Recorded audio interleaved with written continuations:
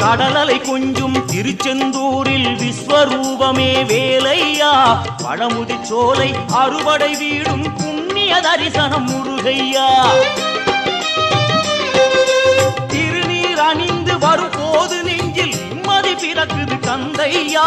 சுகனே சிவனார் மகனே உன்னை பாட பாட சுகமாகுதையா வேல் முருகா